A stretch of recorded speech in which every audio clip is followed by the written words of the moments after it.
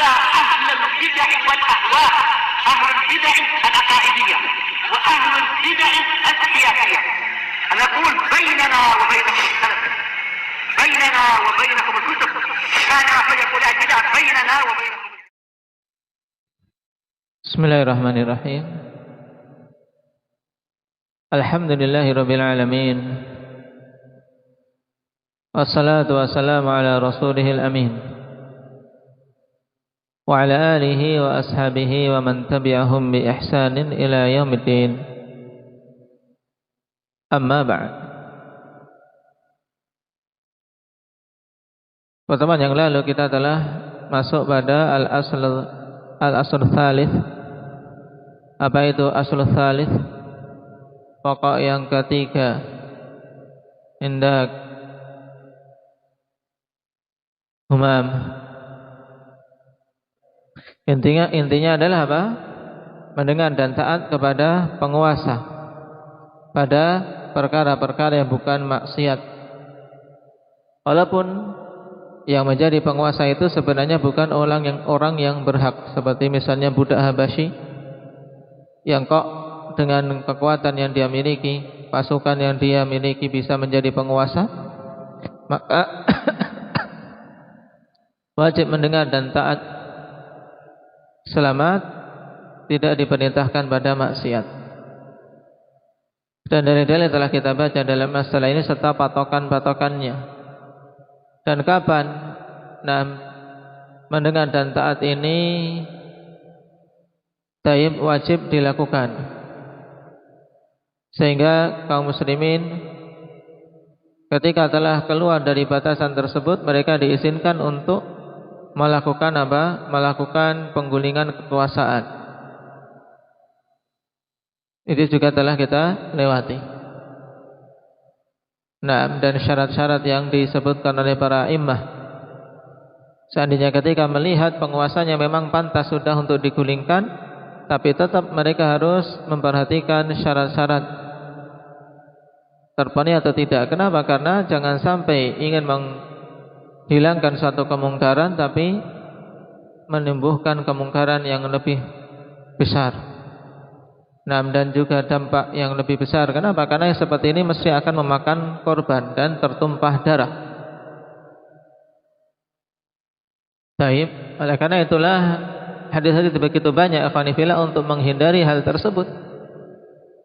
Sehingga tidak boleh kecuali sudah dalam kondisi memang antara kufran bawahan indakum minallahi fihi burhan.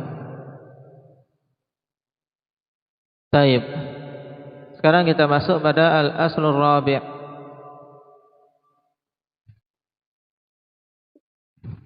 Bayanul ilmi wal ulama'i wal fiqhi wal fuqaha.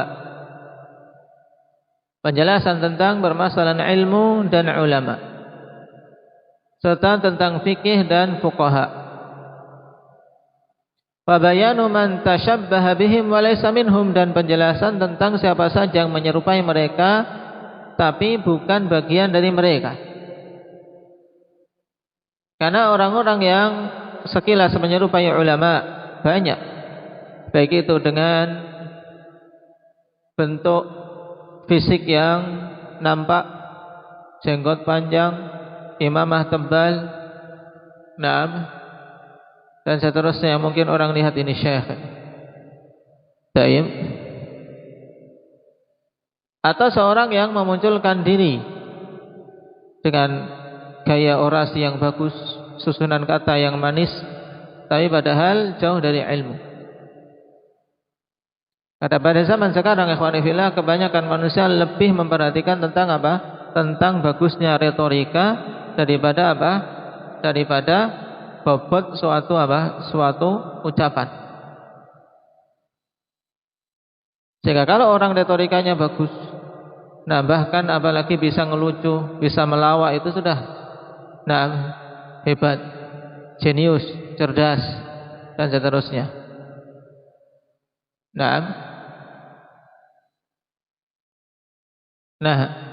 Pada pokok yang keempat ini akan diterangkan hakikat ilmu itu apa, ulama itu siapa, demikian pula fikih yang sebenarnya itu apa, dan siapa itu fuqaha.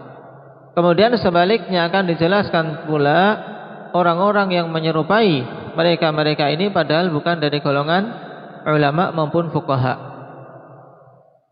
Faqad bayyana Allah Ta'ala hadzal asla fi awal suratil Baqarah min qawlihi ya bani Israil udhkuru ni'mati allati an'amtu 'alaikum wa aufu bi ahdi ufi bi ahdikum wa iyaya farhabun. Ila qawlihi qabla dzikri Ibrahim alaihi salam ya bani Israil udhkuru ni'mati allati an'amtu 'alaikum wa anni faddaltukum 'alal 'alamin. Dan sungguh Allah Subhanahu wa taala telah menjelaskan pokok ini di awal surat Al-Baqarah. Dari firman-Nya di ayat ke-144 di awal di ayat ke-40 dari surat Al-Baqarah. Wahai Bani Israel, ingatlah nikmatku yang telah aku anugerahkan kepada kalian, dan penuhilah perjanjian denganku, maka aku akan memenuhi janjiku kepada kalian, dan hanya kepadakulah kalian akan wa iyaya farhabun, dan hanya kepadakulah hendaknya kalian merasa takut.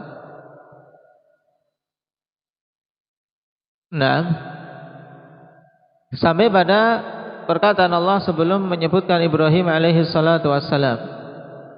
Ya Bani Israel, udhkuru ni'mati allati an'amtu 'alaikum, wahai Bani Israel, ingatlah nikmat-nikmatku yang telah aku anugerahkan kepada kalian, wa anni faddaltukum 'alal 'alamin, dan ingatlah bahwasanya aku telah memuliakan kalian atas sekalian alam, yaitu atas makhluk-makhluk yang ada pada saat itu.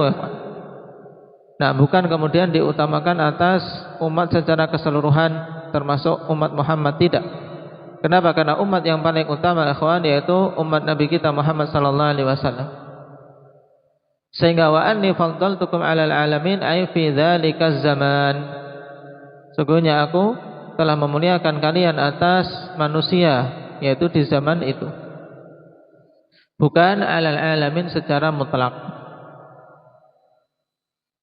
Wa yaziduhu wuduhan ma sarahat bihi sunnatu fi hadzal kalamil katsir al-bayyin al-wadih lil 'amil balid. Dan semakin menambah kejelasan apa-apa yang as-sunnah telah mempertegas dengannya tentang pembicaraan masalah ini dengan pembicaraan yang banyak, jelas dan gamblang bagi seorang ami yang bodoh. Jadi orang yang awam, yang bodoh saja paham apa sebenarnya ilmu yang hendaknya dicari dan siapa sebenarnya yang masuk kategori ulama. Tsumma sara hadza aghrabal asya. Kemudian jadilah perkara ini aghrabal asya, perkara yang paling gharib, perkara yang paling asing. Wa sara al-ilmu wal fiqhu huwal bid'ah wad dalalat. Dan jadilah ilmu yang sebenarnya serta fikih yang sebenarnya itu adalah kebid'ahan dan kesesatan. Ketika diseru untuk kembali kepada sunnah, menghidupkan sunnah, ini sesuatu baru, ada ajaran baru. Pernah dengar enggak? Diseru untuk apa? Untuk tidak isbal, ini ajaran baru. Padahal kita menyeru kepada ajaran Nabi sallallahu alaihi wasallam, kepada ilmu yang sebenarnya. Ini ada Islam baru ini. Padahal kita menyeru kepada apa yang dibawa oleh pendahulu. Secara otomatis mereka menganggap itu sesuatu yang baru, suatu kebid'ahan, dan disebut sesat. Ada wanita memakai hijab yang syar'i, sudah langsung terpatri, oh ini pemahaman sesat. Pemahaman sesat, radikal, teroris, dan seterusnya, wal'iyadzubillah. Wa khiyaru ma indahum labbasal haqqa bil batil. Dan orang yang paling pilihannya di sisi mereka, kalau tidak menuduh itu sesat, labbasal haqqa bil batil, mencampur adukkan, yaitu membuat rancu yang hak dengan yang batil.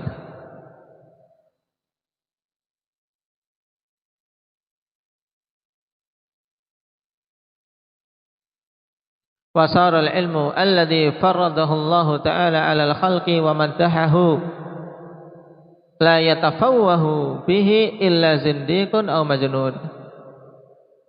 Dan jadilah ilmu yang Allah Subhanahu wa taala wajibkan atas para makhluk dan Allah puji.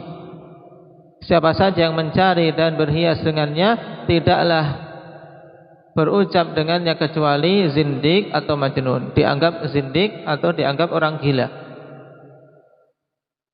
Nah, orang menyeru pada zaman sekarang untuk meninggalkan riba misalnya, atau menyeru untuk mencari rezeki yang halal. Orang gila zaman sekarang nyari rezeki yang halal, yang haram saja sulit.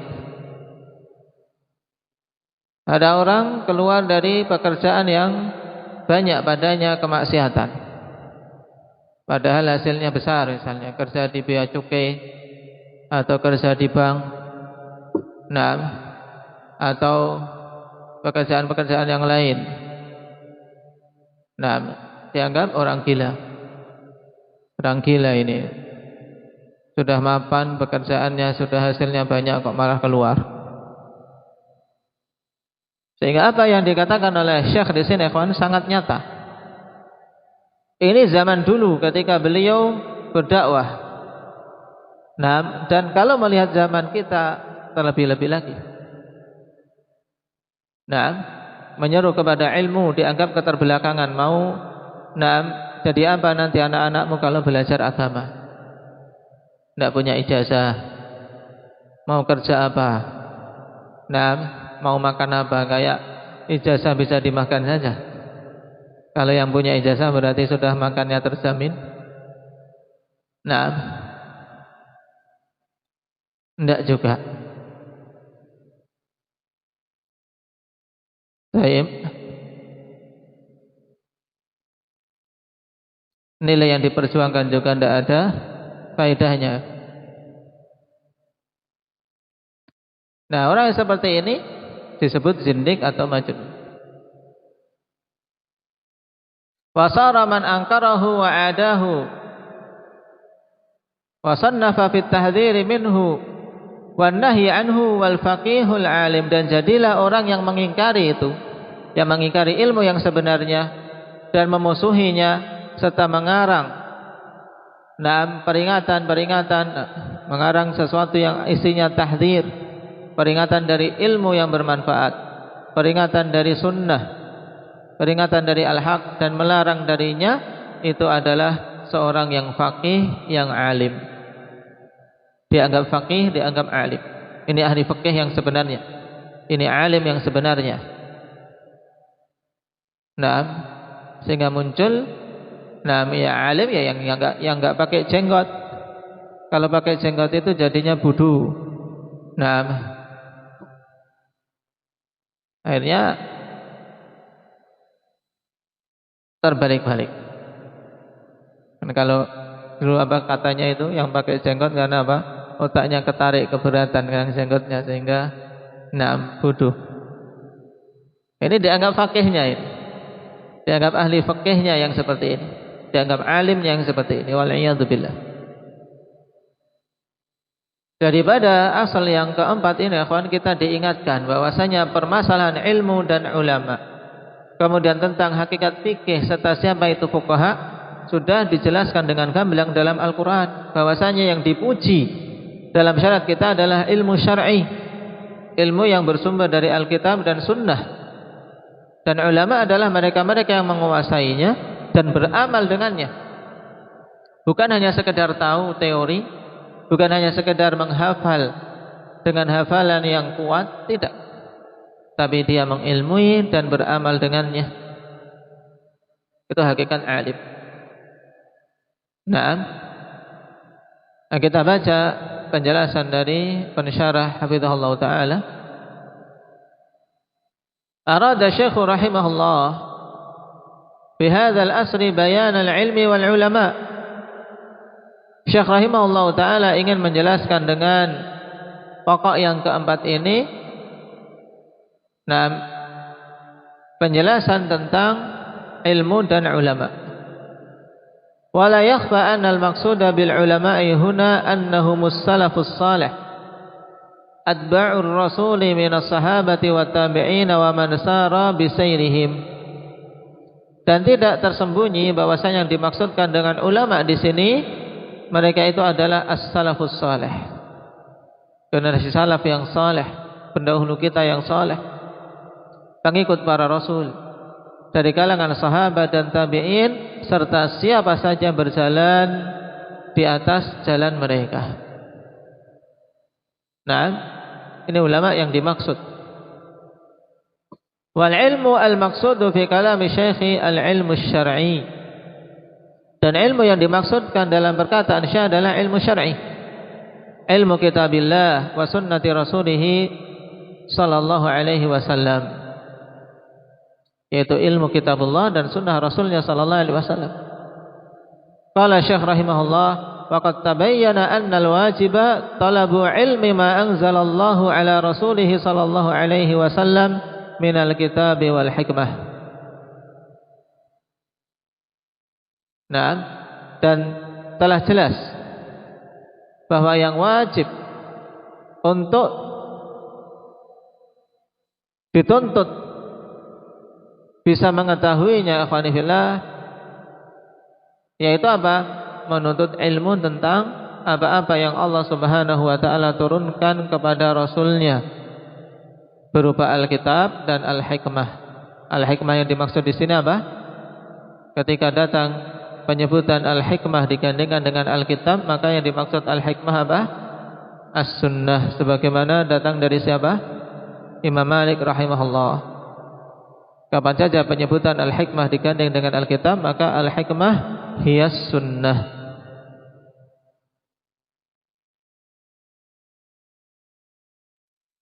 Wa ma'rifatu ma arada bidzalik. Perhatikan, menuntut ya ilmu tentang apa-apa yang Allah turunkan dan mengetahui apa yang dimaksud. Ini penting. Menunjukkan bahwasanya bukan hanya sekedar kita membaca, menghafal, tapi butuh untuk betul-betul kita mengetahui apa yang dimaksudkan sehingga ketika mengambil pendalilan tepat dalilnya. Karena pada zaman ini banyak manusia berdalil ikhwan tapi tidak pada tempatnya. Tidak pada tempatnya. Dan untuk seorang bisa tepat dalam berdalil ini butuh betul-betul apa? Betul-betul mengokohkan pemahaman, mengokohkan ilmu alatnya, taib, sehingga bisa mengambil istinbat. Makanya mengambil istinbat itu tidak semua orang bisa. Taib. Dalam surat An-Nisa dikhususkan mereka-mereka yang mampu mengambil istinbat dengan benar, man ya'ti bil ayah.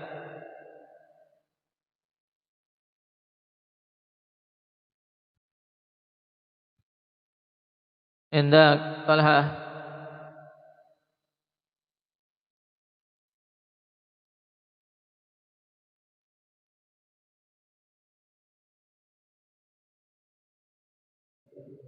Nah, wa idza ja'ahum amrun minal amni awil khawfi adza'u bih walau radduhu ila rasuli wa ila ulil amri minhum la'alimahu alladhina yastanbitunahu minhum. Perhatikan, alladzina yastanbitunahu minhum. Kapan itu? Kalau dikembalikan kepada Allah, dikembalikan kepada Rasul dan ulul amri, yaitu kepada ulama yang kokoh. Makanya penting ikhwan untuk apa? Perhatikan poin ini, wa ma'rifatu ma arada bidzalik. Nah, mengetahui apa yang Allah maksudkan dengan hal-hal yang diturunkan kepada Nabi tadi, baik itu Alkitab maupun Al-Hikmah.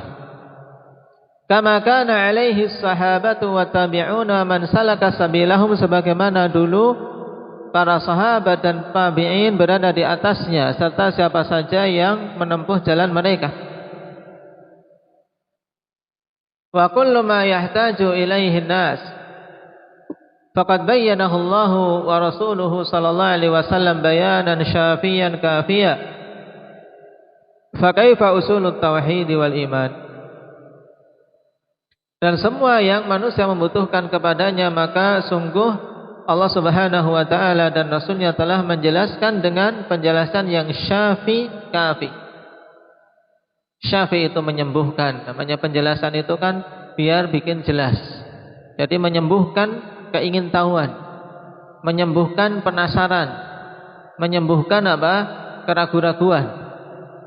Makanya disifati dengan syafi. Dan kafi, yaitu sudah mencukupi, tidak butuh lagi yang lain. Ini penjelasan dari Allah dan Rasulnya. Nah, kalau hal-hal yang dibutuhkan oleh manusia saja dari perkara-perkara yang mungkin memiliki nilai kepentingan tidak terlalu besar, seperti masalah apa? Masalah buang air misalnya. Baik. Nah, kalau yang seperti ini saja diterangkan, fa kaifa usulut tauhid wal iman? Terus bagaimana dengan pokok-pokok tauhid dan keimanan? Tentu akan dijelaskan dengan lebih gamblang.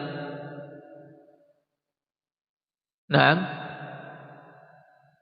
thumma idza arafa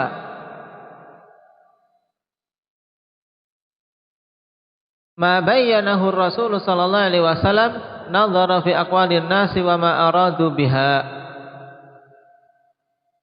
Kemudian apabila penuntut ilmu telah mengetahui apa yang Rasul sallallahu alaihi wasallam jelaskan, maka dia apa? Nadhara fi. Nadhara fi bermakna apa? Ahmad? Bermakna tafakkur, dia memikirkan, dia berpikir, berusaha memahami pendapat-pendapat manusia dan apa yang mereka inginkan dengannya. Baik. Nah, inilah metode yang diajarkan dalam menuntut ilmu, ikhwan, sehingga seorang apa? Mutajarrid. Naam, yaitu betul-betul murni dalam mengikuti kebenaran. Baik. Mutajarrid lil haq. Yaitu dia perhatikan kalamullah, perhatikan maknanya.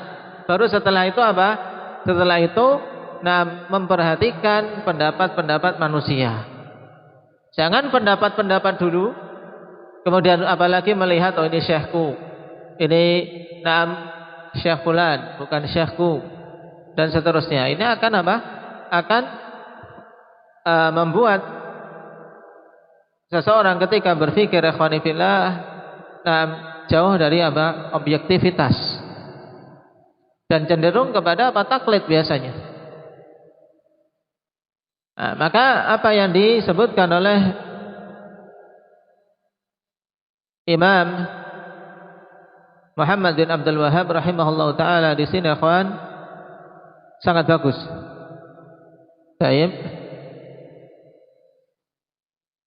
Karena asy-syekh yang dimaksud ini Syekh Muhammad bin Abdul Wahhab, sebagaimana dalam Ad-Durarus Saniyah. Apabila sudah mengetahui apa yang diterangkan oleh Rasul, baru dia apa? Memperhatikan pendapat-pendapat manusia tentang apa yang mereka inginkan dengannya. Baik.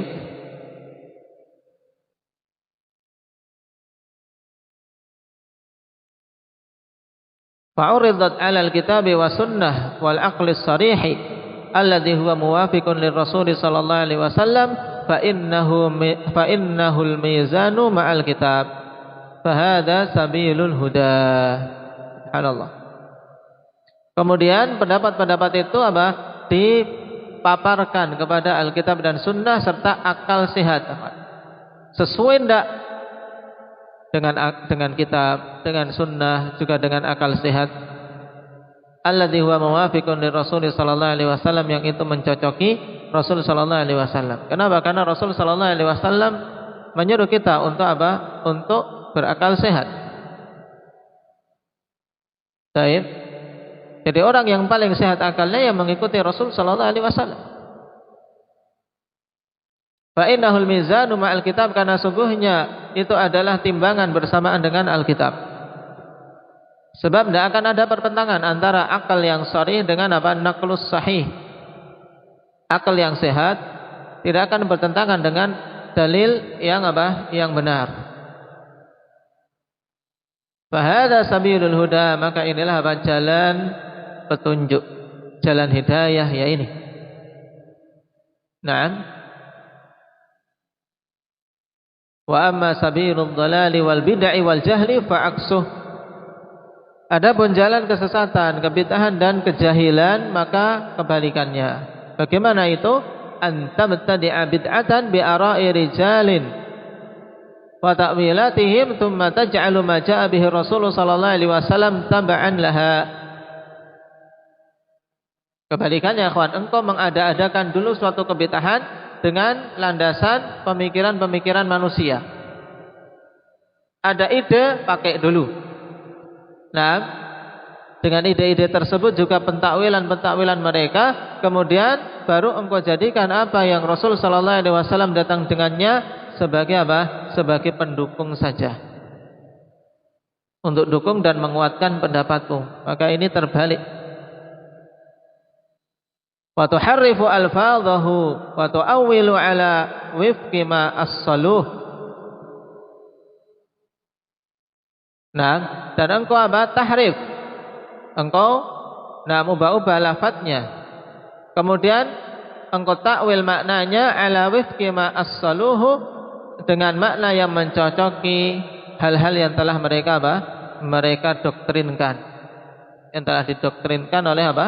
Oleh pemuka-pemuka yang mereka ikuti itu. Wa haula'i tajiduhum fi nafsil amri la ya'tamiduna ala ma ja'a bihi Rasul sallallahu alaihi wasallam wa la yatalaqawna minhul hadiyah. Dan mereka-mereka ini engkau dapati pada hakikat perkaranya tidaklah bersandar kepada apa-apa yang Rasul sallallahu alaihi wasallam datang dengannya, dan tidak pula mereka mengambil dari Rasul sallallahu alaihi wasallam itu petunjuk. Tidak. Nah, karena memang mereka tidak menjadikan itu sebagai sumber petunjuk. Walakin ma wafaqahum minhu qabiluhu wa ja'aluhu hujjatan la umdatan. Akan tapi apa-apa yang mencocoki mereka dari Al-Quran maupun As-Sunnah, qabiluh, mereka akan terima. Ini tidak perlu tanda tanya di sini, membingungkan. Tanda tanya tidak perlu. Walakin ma wafaqahum minhu, atau kemungkinan bisa diinginkan minha, bisa. Coba dilihat di keyboard, kalau tanda ini dekat dengan alif, mungkin minha. Saya salah pencet. Tapi intinya sama, yaitu maksudnya yang mencocoki mereka. Tapi minhu, qabiluhu, ja'aluhu, semuanya hak. Berarti memang ketambahan itu tanda tanya di sini. Apa saja mencocoki mereka dari dalil-dalil yang Rasul sallallahu alaihi wasallam datang dengannya akan mereka terima dan jadikan sebagai apa? Sebagai alasan, bukan sebagai landasan. Ini maksud wa ja'aluhu hujjatan la umdatan. Mereka jadikan hanya sekedar sebagai alasan, bukan sebagai umdah, bukan sebagai landasan pokok. Kalau cocok, ya jadikan alasan. Tapi kalau tidak cocok, bagaimana? Wa ma khalafahu minhu ta'awwaluhu kalladzina yuharrifuna al-kalima 'an mawadhi'ih. Apa yang mencocoki mereka dari apa saja yang Rasul sallallahu alaihi wasallam datang dengannya, maka akan mereka takwilkan. Mereka simpangkan maknanya persis seperti yang dilakukan oleh orang-orang yang memalingkan perkataan Allah Subhanahu wa taala dari makna yang diinginkan. Au fawwaduhu kalladzina la ya'lamuna al-kitaba illa amani. Atau mereka fawwadu, ya, mereka serahkan maknanya kepada Allah, dalam artian ini kita tidak tahu maknanya, kita serahkan saja maknanya pada Allah. seperti orang-orang yang tidak mengetahui Alkitab kecuali sekedar amani saja, amani ayat tilawah, sekedar baca tok, tidak mengetahui Alkitab, cuma sekedar baca saja, tidak tahu maknanya, tidak tahu apa-apa. Jadi kitab itu ibarat suatu suatu rangkaian kata-kata yang tidak bisa dipahami maknanya. Ini tentunya suatu tuduhan yang sangat keji terhadap Allah Subhanahu wa taala, di mana Allah berikan petunjuk dengan sesuatu yang tidak diketahui makna. Bagaimana bisa mengambil petunjuk? Ini kalimat bagus ikhwan dari Syekh Muhammad bin Abdul Wahhab rahimahullahu taala tentang perbedaan antara ahlul haq dalam dalam mencari ilmu dengan ahlul batil ketika mereka mencari dalil. Ahlul batil mencari dalil setelah membuat keputusan, membuat keyakinan, membuat peraturan atau sesuatu, tetapkan dulu baru cari-cari dalil sebagai alasan, penguat saja, bukan sebagai landasan. Baik. Nah, ini pentingnya pembahasan pada pokok yang keempat, akhwan. Qala wa sanatakallamu an mawdu'il ilmi wal ulama'i min khilalin nuqatit taliyah. Dan kita akan membicarakan tentang pembahasan ilmu dan ulama pada beberapa poin berikut ini. Al-awwal ta'riful ilmi. Yang pertama, pengertian ilmu itu apa? Baik. Qala al-Juwayni dalam Waraqat, al-ilmu ma'rifatul ma'lumi ala ma huwa bihi fil waqi'.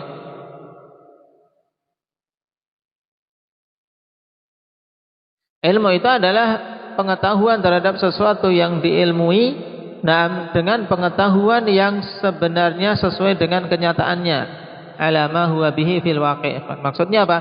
Dikatakan berilmu kalau seorang tahu sesuatu yang diilmu itu dengan sebenar-benarnya. Itu namanya ilmu. Baik. Sehingga ada dikatakan berilmu, misalnya akhwan. Misalnya seorang mudahnya ditanya, kamu tahu tomat enggak? Tahu. Tahu tomat. Dikatakan tomat, terus tomatnya yang bagaimana? Tergambar dia sebut tomat, ternyata yang dipahami beda. Bentuknya panjang, kalau dimakan pedas misalnya. Itu bukan tomat, Mas. Itu cabai. Berarti itu bukan ilmu. Karena apa? Karena penggambaran sesuatu yang diketahui tapi tidak sesuai dengan kenyataannya. Wa qala Ibnu Al-Qayyim rahimahullahu taala huwa naqlu suratil ma'lumi minal khariji wa itsbatiha fin nafs. Baik, wa itsbatuha. Naqlu suratil ma'lumi minal khariji wa itsbatuha fin nafsi. Jadi ilmu itu adalah apa? Memindahkan bentuk yang diketahui dari apa? Dari luar hati kita, kawan, yang sudah digambarkan, kemudian ditetapkan di hati kita, di jiwa kita. Itu ilmu. Jadi belum dikatakan berilmu kalau belum masuk, belum masuk ke jiwa kita, belum masuk ke hati kita. Ini penggambaran Ibnu Qayyim rahimahullah. Dan lebih bagus dari itu dan lebih singkat apa yang dikatakan oleh Imam As-Sa'di rahimahullahu taala, ikhwan, dalam Minhajus Salikin, al-ilmu ma'rifatul haqqi bidalilih. Ilmu itu mengetahui yang hak, mengetahui yang benar dengan landasannya, dengan dalilnya.